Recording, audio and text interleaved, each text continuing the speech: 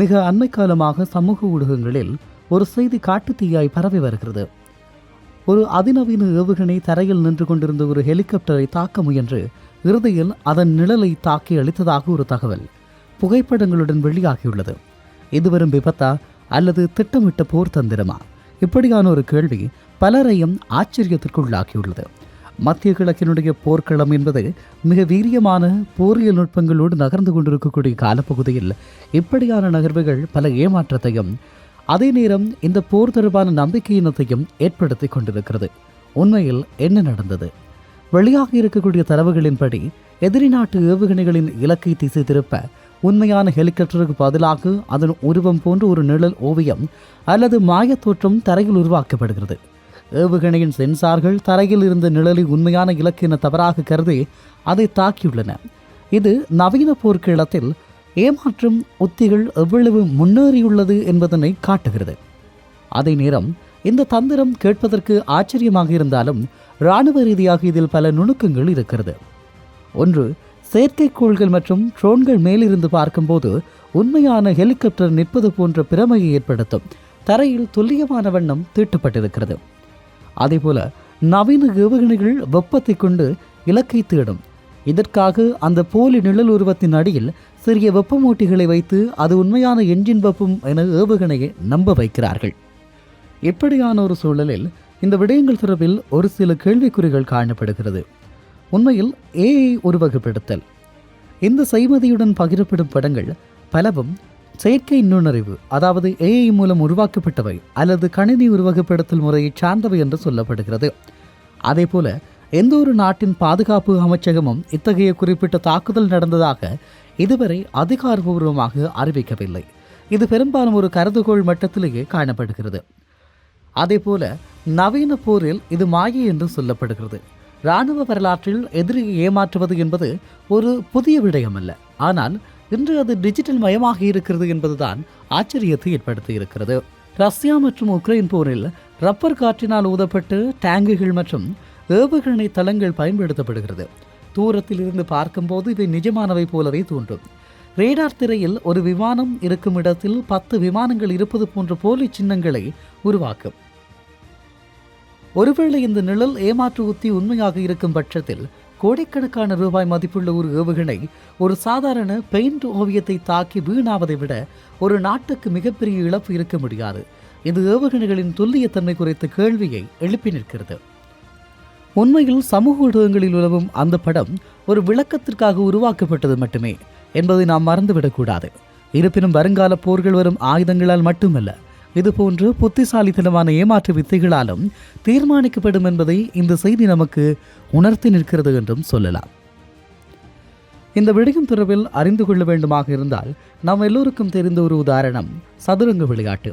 இந்த சதுரங்க விளையாட்டில் எதிரியை ஏமாற்று உருவ உத்திகள் போல வரலாற்றில் பலமுறை நிஜமாகவே நடந்துள்ளது. அதாவது இந்த சமூக ஊடகங்களில் பகிரப்பட்டு வரும் ஹெலிகாப்டர் நிழல் சம்பவம் ஒரு உருவப்படுத்தல் என்றாலும் நிஜ போர்க்களங்களில் இதைவிட விந்தையான சம்பவங்கள் நடைபெற்றுள்ளது. அப்படிப்பட்ட சில முக்கியமான உதாரணங்களை நாங்கள் பார்க்கலாம். உக்ரைன் மற்றும் ரஷ்யா போரில் தற்போதைய நிலவரத்தின்படியாக இந்த போரின் போதுதான் ஏமாற்று வித்தைகள் உச்சத்தை எட்டியுள்ளன. உக்ரைன் இராணுவம் மரம் மற்றும் பிளாஸ்டிக் மூலம் அமெரிக்காவின் ஹிமார்ஸ் ஏவுகணை தளங்கள் போன்ற பொம்மைகளை செய்து ரஷ்யாவின் அதிநவீன ட்ரோன்கள் மற்றும் ஏவுகணைகளை நிஜமானவை என்று நம்பி இந்த மரக்கட்டைகளை தாக்கி அளித்தன. இதனால் ரஷ்யா தனது பல மில்லியன் டாலர் மதிப்புள்ள ஏவுகணைகளை வெறும் மரக்கட்டைகளுக்காக வீணடித்தது. அதே போல ரஷ்யா ஊதப்பட்ட ரப்பர் டாங்கிகளை பயன்படுத்துகிறது. செயற்கைக்கோள் படங்களிலே இருந்து பார்க்கும்போது இவை நிஜமான டேங்குகள் போல தோன்றும். வளைகுடா போர் 1991களில் ஈராக் ராணுவம் தனது ஸ்கட் ஏவுகணைகளை மறைக்க மிகச்சிறந்த ஏமாற்றுத்திகளை கையாண்டது. அவர்கள் காகித அட்டை மற்றும் அலுமினிய தாள்களை கொண்டு ஏவுகணை ஏவுதளங்களைப் போல செய்தார்கள். அமெரிக்காவின் போர் விமானங்கள் வான்வெளியிலிருந்து பார்த்து இவற்றை தாக்கி அளித்தன. ஆனால் தாக்குதலுக்கு பிறகு அங்கே எஞ்சியது வரும் காகித குப்பைகளே. இப்படியான நிகழ்வுகள் அதிகம் இடம்பெற்றுள்ளது. 2ஆம் உலகப் போர் பேய் இராணுவம் என்ற கருத்தியல் இருந்தது. இது உலக வரலாற்றிலேயே மிகப்பெரிய ஏமாற்று சம்பவம். America 23rd head quarters special troops என்று ஒரு தனிப்பிரிவை வைத்திருந்தது. இவர்கள் போரிட மாட்டார்கள். மாறாக ஆயிரக்கணக்கான ரப்பர் டேங்குகள் போல விமானங்கள் மற்றும் ஸ்பீக்கர்கள் மூலம் டேங்குகள் நகரும் சத்தத்தை உருவாக்குவார்கள். ஜெர்மனி இராணுவம் ஒரு பெரிய படை வருவதாக நம்பி திசை மாறி செல்லும். இந்த பேய் இராணுவம் சுமார் 20க்கும் மேற்பட்ட போர்க்கள வெற்றிகளுக்கு காரணமாக இருந்தது என்று சொல்லப்படுகிறது. அதே போல செர்பியா நேட்டோ மோதல். ஜெக்கோஸ்லோவாக்கியா மீது நேட்டோ படைகள் வான்வெளி தாக்குதல் நடத்திய போது செர்பிய இராணுவம் மிக எளிமையான பொருட்களை வைத்து அவர்களை ஏமாற்றியது. பழைய டயர்களை எரித்து அதன் வெப்பத்தை ஏவுகணைகளுக்கு காட்டினார்கள். வெப்பத்தை தேடி வரும் ஏவுகணைகள் வெறும் டயர்களை தாக்கி அளித்தன. மைக்ரோவேவ் ஓவன்களை திறந்து வைத்து ரேடார் சிக்னல்களைப் போல பிரதிபலிக்க செய்தார்கள். நேட்டோவின் ஏவுகணைகள் மைக்ரோ ஓவன்களை ரேடார் நிலையம் என்று நம்பி தாக்கின. இப்படியான சம்பவங்கள் பல பதிவாகி இருக்கிறது. இந்த உத்திகள் ஏன் வெற்றி பெறுகிறது என்ற கேள்வி பலரிடம் இருக்கலாம். நவீன ஏவுகணைகள் மற்றும் ட்ரோன்களை பெரும்பாலும் பின்வரும் 3 விடயங்களை வைத்துத்தான் இலக்குகளை தீர்மானிக்கிறது. 1. பார்ப்பதற்கு அந்த பொருள் எப்படி இருக்கிறது. 2. என்ஜினில் இருந்து வெப்பம் பெறுகிறதா. 3. உலோக பரப்பில் மோதி சிக்னல் திரும்பி வருகிறதா. இவைதான் அவை கணிக்கக்கூடிய விதங்கள். இராணுவ நிபுணர்கள் இந்த 3ஐயும் போலியாக உருவாக்குவதில் பொம்மைகளுக்குள் ஒரு சிறிய ஹீட்டரை வைத்து கைதேர்ந்தவர்களாக இருக்கிறார்கள். அதனால்தான் இப்போதைய நாட்களில் சமூக ஊடகங்களில் பரவி வருகின்ற ஹெலிகாப்டர் செய்தி ஒரு நிழல் யுத்தம் அல்லது ஏமாற்று வேலை என்றாலும் அதன் பின்னால் இருக்கும் அறிவியல் மிக உண்மையானது என்று சொல்லப்படுகிறது. இந்த ஏமாற்று வித்தைகள் வெறும் வேடிக்கைக்காக செய்யப்படுபவை அல்ல. இவை ஒரு போரின் போக்கையை மாற்றக்கூடிய வலிமை கொண்டவை. போர்க்களத்தில் இவை எப்படி வெற்றியை தீர்மானிக்கிறது என்பது தொடர்பில் சில காரணிகளை நாங்கள் தேடி பெறலாம். எதிரியின் பொருளாதாரத்தை சீர்குலைத்தல் இதுதான் மிக முக்கியமான காரணி. ஒரு நவீன ஏவுகணையின் உதாரணமாக அமெரிக்காவின் ஜெவ்லின் அல்லது ரஷ்யாவின் கல்வார் விலை சில கோடி ரூபாய்கள். ஆனால் ஒரு ரப்பர் டேங்க் அல்லது மரத்தினால் செய்யப்பட்ட ஏமாற்று உருவத்தின் விலை சில ஆயிரங்கள் மட்டுமே.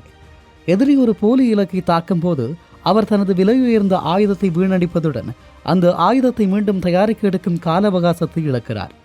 எனவே எங்கே இருக்கிறது என்ற குழப்பத்தை உருவாக்குவது. ஒரு போர்க்களத்தில் 10 உண்மையான டேங்கிகள் மற்றும் 90 போலி டேங்கிகள் இருப்பதாக வைத்துக் கொள்வோம். எதிரியின் வான்வெளி தாக்குதல் எதை தாக்குவது என்று தெரியாமல் திணறும். 100 இலக்குகளை தாக்க அவருக்கு அதிக நேரம் எடுக்கும். அந்த இடைவெளியில் உண்மையான 10 டேங்குகள் பாதுகாப்பாக நகர்த்தும் எதிரியை தாக்க முடியும். இது சத்தம் மூலம் சிக்னலை மறைப்பது போன்றது என்று சொல்லலாம். அதே போல எதிரி எங்கே பதுங்கியிருக்கிறார் என்று தெரியாத போது ஒரு போலி இலக்கை முன்னால் அனுப்புவார்கள். எதிரி அதை உண்மையானது என்று நம்பி தாக்க முற்படும் போது அவரது மறைப்பிடம் வெளிப்படும். உடனே உண்மையான படைகள் அந்த இடத்தை நோக்கி தாக்குதல் நடத்தும். அதுபோல தொடர்ச்சியாக போலி இலக்குகளை தாக்கும் ஒரு இராணுவ வீரர் அல்லது தளபதிக்கு தன்னம்பிக்கை குறையும். நாம் பார்ப்பது நிஜமா அல்லது நிழலா என்ற சந்தேகம் அவருக்குள் ஏறும். இந்த தயக்கம் போர்க்களத்தில் மிக ஆபத்தானது. ஒரு சில நொடிகளில் முடிவெடுக்க தயங்கினாலும் அது மரணத்திற்கு வழிவகுக்கும் ஒரு உளவியல் போராகவும் காணப்படுகிறது. எதிரி போலி இலக்கை ஆய்வு செய்து அது போலியானது என்று கண்டறியும் வரை கிடைக்கும் அந்த சில நிமிடங்கள் அல்லது மணி நேரங்கள் உண்மையான படைகள் பின்வாங்கவோ அல்லது வியூகத்தை மாற்றவோ போதுமானதாக இருக்கும். சுருக்கமாக சொன்னால் போர்க்களம் என்பது வெறும் ஆயுதங்களின் மோதல் மட்டுமல்ல, அது புத்திசாலித்தனத்தின் மோதல். அனைத்து போர்களும் ஏமாற்று வித்தையை அடிப்படையாக கொண்டவை.